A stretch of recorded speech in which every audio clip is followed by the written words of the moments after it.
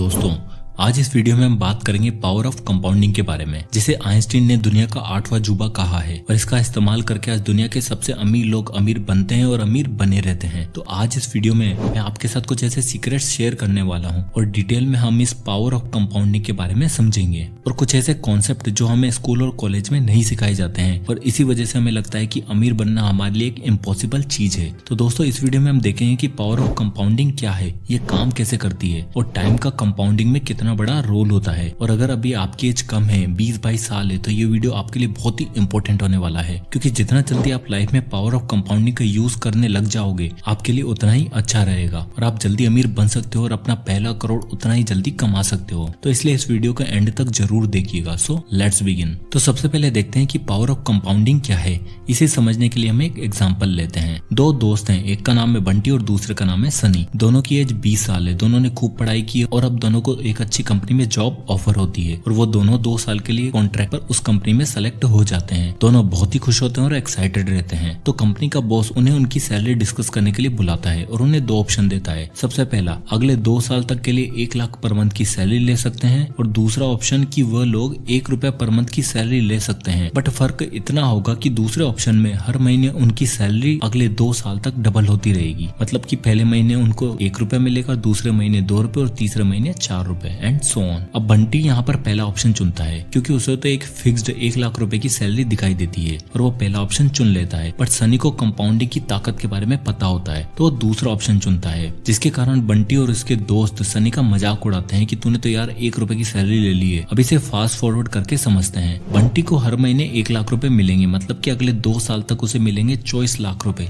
जो कि बुरा नहीं है। बट जैसा कि सनी के पैसे हर महीने डबल हो रहे हैं तो उसे 2 साल के एंड में मिलेंगे 1,67,77,215 रुपीज, यानी कि बंटी से ऑलमोस्ट 7 गुना ज्यादा पैसा। और रिजल्ट आपके सामने है। जैसे कि पैसे हर महीने डबल हो रहे हैं तो इनका टोटल होता है 1,67,77,215 रुपीज। अब आप देखोगे कि इसमें हमें जो मिल रहा है वो है 100% रिटर्न, जो कि पॉसिबल नहीं है। बट इस चार्ट से हमें बहुत कुछ सीखने को मिलता है। जैसे कि अगर आप देखोगे तो इस पूरे अमाउंट की आधी वैल्यू तो हमें आखिरी महीने में ही मिली है और स्टार्ट में तो उन्हें बस 1 रुपया मिल रहा था, इसलिए स्टार्ट में हमें इतना अच्छा पैसा दिखाई नहीं देता है और बहुत से लोग इसे समझ नहीं पाते हैं और लोग गिव अप कर देते हैं। बट अगर आप लॉन्ग टर्म में देखोगे तो आपको पता चलेगा कि कंपाउंडिंग की ताकत क्या होती है। तो चलिए दोस्तों, अब आगे हम पावर ऑफ कंपाउंडिंग को और आसान भाषा में समझते हैं। चलिए एक और एग्जांपल लेते हैं। वापस से वही दोस्त हैं, बंटी और सनी, और वो दोनों 2-2 लाख रुपए इन्वेस्ट करते हैं और ऐसी जगह पर इन्वेस्ट करते हैं जहाँ पर उन्हें 15% का ईयरली रिटर्न मिलता है। तो साल के एंड में उन दोनों को मिलता है 30,000 रुपए का रिटर्न। अब हम बंटी को तो जानते ही हैं, तो बंटी उन 30,000 रुपए को विड्रॉ कर लेता है और अपने लिए एक नया स्मार्टफोन खरीद लेता है और बाकी के 2 लाख रुपए को वापस से इन्वेस्ट कर देता है, क्योंकि वो अभी तक कंपाउंडिंग की ताकत को नहीं समझ पाया है। लेकिन सनी ने उस 30,000 के प्रॉफिट को इन्वेस्टेड ही रखा और विड्रॉ नहीं किया। अब अगले साल उन दोनों को वापस से 15% का रिटर्न मिलता है और बंटी वापस से उन 30,000 रुपए को फ्री मनी समझकर वापस से विड्रॉ कर लेता है और सारे पैसे शॉपिंग में उड़ा देता है। लेकिन सनी को सेकंड ईयर में 30,000 की जगह 34,500 का रिटर्न मिलता है, क्योंकि उसने अपने 30,000 रुपए को इन्वेस्टेड रखा था, तो उन 30,000 रुपए का भी उसे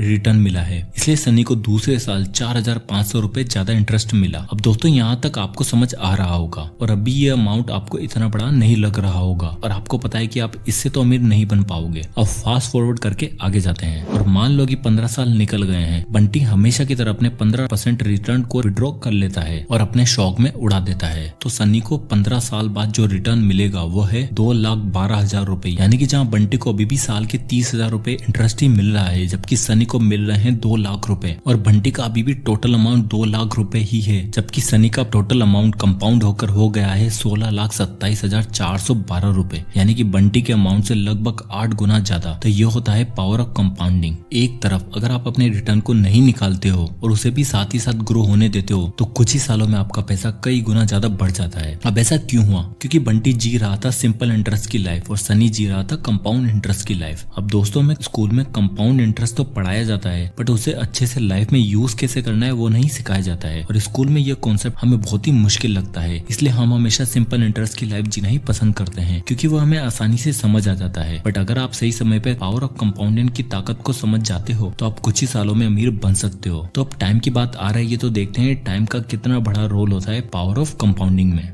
टाइम इन कंपाउंडिंग। अब हम कंपाउंडिंग के सबसे इम्पोर्टेंट कंपोनेंट के बारे में देखेंगे जो कि है टाइम। टाइम का कंपाउंडिंग में बहुत ही बड़ा रोल होता है। तो चलिए इसे एक और एग्जांपल से समझते हैं। एक है बंटी, जिसे आप अभी तक तो जान ही गए होंगे, और अब दूसरा दोस्त है चिंटू। और अब 5 साल हो चुके हैं और बंटी की एज हो चुकी है 25 साल और चिंटू की एज है अभी 30 साल। दोनों अब सोचते हैं कि हमें अपने पैसों को इन्वेस्ट करके अभी अपनी नेटवर्थ को बढ़ाना चाहिए और दोनों पैसे इन्वेस्ट करने का सोचते हैं और उनका टारगेट है कि 40 की एज तक पैसा इकट्ठा करना। और इस बार बंटी अपनी गलतियों से सीख चुका है और वो 25 की एज में ही इन्वेस्ट करता है और उसे पावर कंपाउंडिंग के बारे में भी अब समझ आ चुका है। तो दोनों 20,000 रुपए पर मंथ के हिसाब से इन्वेस्ट करना स्टार्ट कर देते हैं। तो जैसे कि हमें पता है कि बंटी की एज अभी 25 साल है और चिंटू की एज 30 साल। दोनों की एज में केवल 5 साल का फर्क है। तो बंटी ने 15 साल तक अपने पैसे को इन्वेस्टेड रखा और चिंटू ने 10 साल तक, और इन दोनों को हर साल रेट ऑफ इंटरेस्ट मिला हुआ था 12%। तो चलिए अब इस चार्ट को देखते हैं। बंटी अपनी पूरी लाइफ में टोटल इन्वेस्ट करता है 36 लाख रुपए और चिंटू टोटल इन्वेस्ट करता है 24 लाख रुपए। दोनों को 12% का ईयरली रिटर्न मिल रहा है। तो 40 की एज तक बंटी की टोटल वेल्थ हो चुकी है लगभग 1 करोड़ और चिंटू की 40 की एज में टोटल वेल्थ है 46 लाख। तो देखा जाए तो दोनों का सब कुछ सेम था, लगाया हुआ amount, rate of return, difference था तो बस 5 साल का। बंटी ने 5 साल पहले इन्वेस्ट करना स्टार्ट किया था और चिंटू ने 5 साल बाद। और चिंटू की टोटल वेल्थ बंटी से आधी है। तो अगर चिंटू को 1 करोड़ रुपए कमाना है तो उसे अगले 5 साल तक और इन्वेस्ट करना पड़ेगा, लेकिन तब बंटी की टोटल वेल्थ लगभग 2 करोड़ हो जाएगी, मतलब वापस से चिंटू से डबल। तो बंटी चिंटू से हमेशा आगे ही रहेगा क्योंकि बंटी पावर ऑफ कंपाउंडिंग के बारे में सीख चुका है और उसे पता है कि जो लोग जल्दी इन्वेस्ट करते हैं उन्हें कितना फायदा हो सकता है। उसी तरह अगर आप अपनी 20s में हो, आपकी उम्र 20 या 22 साल है, तो जल्दी से अपना पैसों को ग्रो करना स्टार्ट कर दो। और जरूरी नहीं कि आप महीने के 20,000 रुपए ही इन्वेस्ट करो, आप 1,000 रुपए से भी स्टार्ट कर सकते हो। बट आपको पता होना चाहिए कि कंपाउंडिंग कैसे काम करती है। स्टार्ट में हो सकता है कि आपके रिजल्ट छोटे हो सकते हैं, इतने छोटे हो सकते हैं कि आपको लगेगा कि हमारी वेल्थ बढ़ भी रही है या फिर नहीं। बट अगर आप वेट करोगे और अपने पैसे को ग्रो होने दोगे तो कुछ ही सालों में आप बहुत ही बड़ा डिफरेंस देखोगे। इसलिए जितना जल्दी आप स्टार्ट करोगे आपके लिए उतना ही बेटर है। इसलिए अगर आप अभी अपने 20s में हो और आप अभी किसी एक ऐसे आदमी को देखते हो जो कि 50 साल का है और उसके पास बहुत ज्यादा पैसा है, तो उसका मतलब ये नहीं कि वो आपसे बहुत ज्यादा अमीर है, क्योंकि अभी आपकी लाइफ स्टार्ट हुई है और आपकी एज अभी उससे 30 साल कम है। और हो सकता है कि जब आप उसकी एज तक पहुंचोगे तो शायद आप उससे भी आगे निकल जाओगे। इसलिए टाइम का बहुत ही बड़ा रोल होता है। इसलिए आप अगर कहीं से भी 10-15% का रिटर्न कमा लेते हो तो उससे स्मार्टफोन लेने की बजाय उसे वापस से इन्वेस्ट कर दो, क्योंकि शायद स्टार्ट में आपको 10-15 हजार रुपए ज्यादा ना लगे, बट आपको पता होना चाहिए कि इतना छोटा सा अमाउंट आगे जाकर कितना बड़ा बन सकता है। तो दोस्तों आई होप कि इस वीडियो से आपको बहुत कुछ सीखने को मिला होगा और आप समझ गए होंगे कि कंपाउंडिंग की ताकत क्या होती है। तो अगर आपको ये वीडियो पसंद आया हो तो इसे लाइक करें और ज्यादा से ज्यादा लोगों तक इस वीडियो को शेयर करें ताकि बाकी लोगों को भी कंपाउंडिंग के बारे में पता चल सके। और अगर आप इसी तरह के वीडियोस देखना चाहते हैं तो हमारे चैनल को सब्सक्राइब जरूर करिएगा। और अगर आप किसी भी टॉपिक या बुक पर वीडियो चाहते हैं तो कमेंट बॉक्स में कमेंट करके जरूर बताइएगा, मैं उस पर वीडियो बनाने की पूरी कोशिश करूंगा। तो मिलते हैं नेक्स्ट वीडियो में, तब तक के लिए जय हिंद।